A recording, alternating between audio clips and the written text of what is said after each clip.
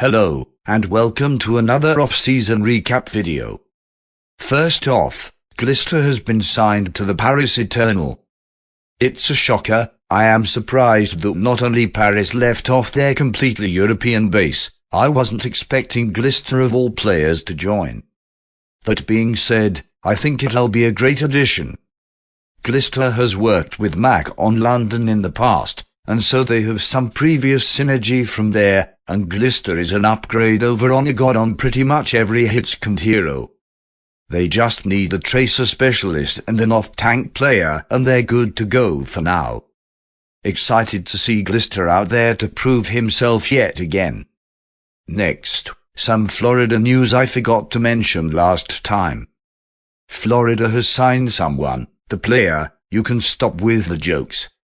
This is an interesting but pretty large signing in my opinion. He is the second or third best main tank out of Korean contenders, just behind Kellen. He isn't a very flashy player, but he is solid and probably ready to prove himself after being sidelined by Kellen for most of contenders. The Mayhem have also signed Mira from the Gladiators. I expect he will fill a similar role to when he was on the Glads, as Albert Ye has already said that Checkmate will be moving into a starting position. I think this is another good move by them. While he was benched towards the end of the season, he showed that he had the potential to play with one of the best teams in North America. I am actually really excited for this Mayhem roster. It seems like they are going with the under-the-notice players that deserve a spot in the league but are eager to prove themselves. I doubt they will be top tier, and will likely be at the bottom again, but they have some upset potential.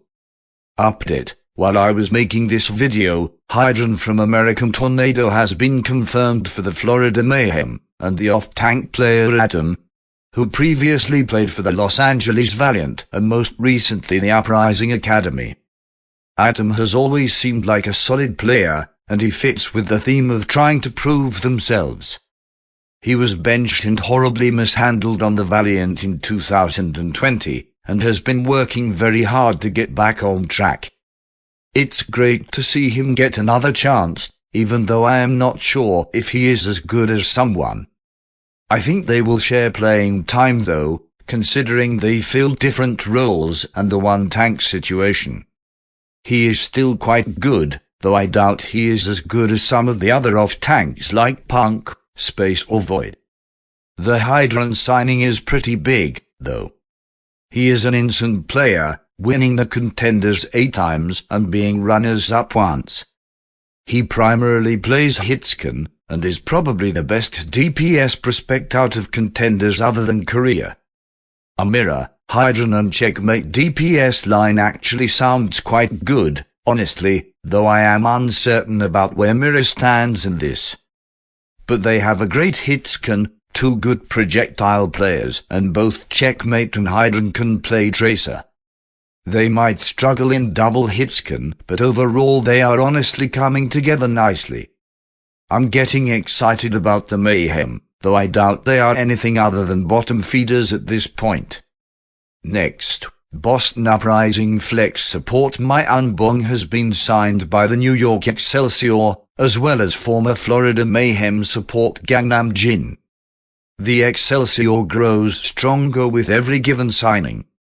They now have one of the best support lines for double flex. Both Gangnam Jin and My Unbong are cracked. They just need to sign a main support to round out their lineup. Could see it being Sanguinar.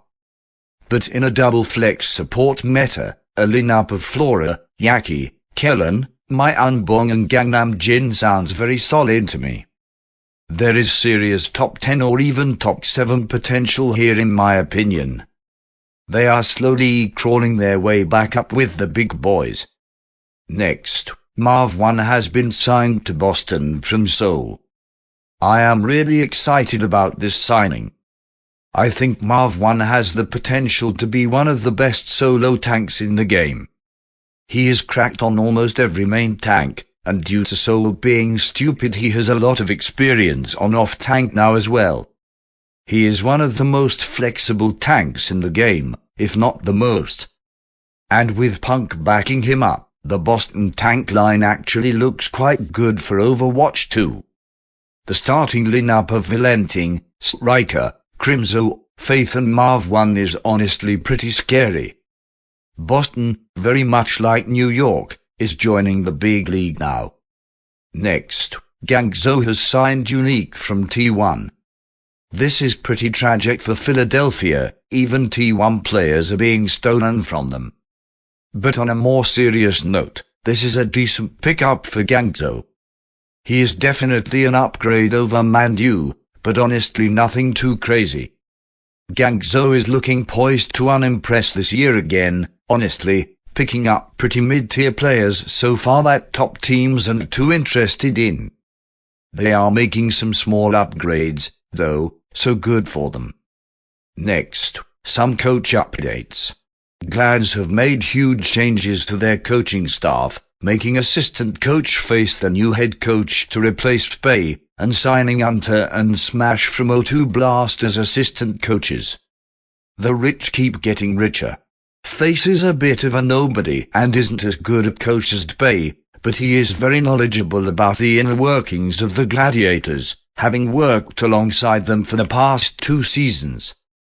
I think he'll do well. Hunter is a massive addition though. Everyone knows how huge Hunter was for the Reign. While there were other factors involved, he was one of the biggest parts of the success the Reign had this season, helping perfect their rush. When the Gladiators learn rush again with Reiner and Funyastro, they'll be scary. Then Smash I'm not super familiar with, but O2 Blast was a great team and Smash was the coach for said team, so by process of association he also has to be good. The Gladiators are a bit ridiculous right now. They have top-tier players in literally every role, as well as a goated coaching staff. In my opinion, they are looking better than the Fuel. Hopefully they come together nicely and dominate the league. They finally won their first title last year, and it looks like these guys are going for their first championship now. Next, Seoul Dynasty made some questionable coaching changes. They have kept Ma on as an assistant coach, but have made Toby into their new head coach. I like Toby. He is a legendary player and likely has a ton of insight into the game. But this isn't what I was looking for as the guy to bring the team together and turn them into the championship tier team they can be. Obviously they'll still be good. They have too much veteran players and talent to do poorly in my opinion, but I think the talent gap they have isn't that big that other teams like the Dragons, Shock, Fuel and Gladiators can't overtake them with good coaching. It's a big risk. Hopefully it pays off as they really do have a roster to win it all. Next, the Hangzhou Spark have announced the signing of Changun. It's strange. Do the Spark like shooting themselves in the foot? All year they have been plagued by coaching issues and strange decisions, and they picked the guy who had one of the most off seasons in the league for Seoul.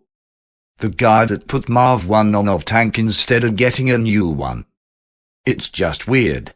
While he does have high highs like Seoul's Grand Finals run in Season 3 and London's Championship in Season 1, he has not shown to be a good coach as of late.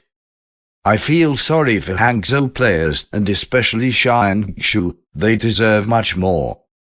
Update, some actual new news. Aztac from the Toronto Defiant has been signed to the Vancouver Titans. Honestly, not a bad move. I feel like Aztac has been overrated a bit, and this does show that the Titans will likely struggle quite a bit when it comes to attracting talent. But Aztac isn't a bad player at all, he just struggled to prove himself on a roster with Lastro on it, which isn't really something to be ashamed of. I hope him the best on this new Titans squad. But with that, thanks for watching and remember to like and subscribe for more. I upload daily Overwatch League content and am trying to hit 100 subs by Season 5, so any subscription helps greatly. Thanks.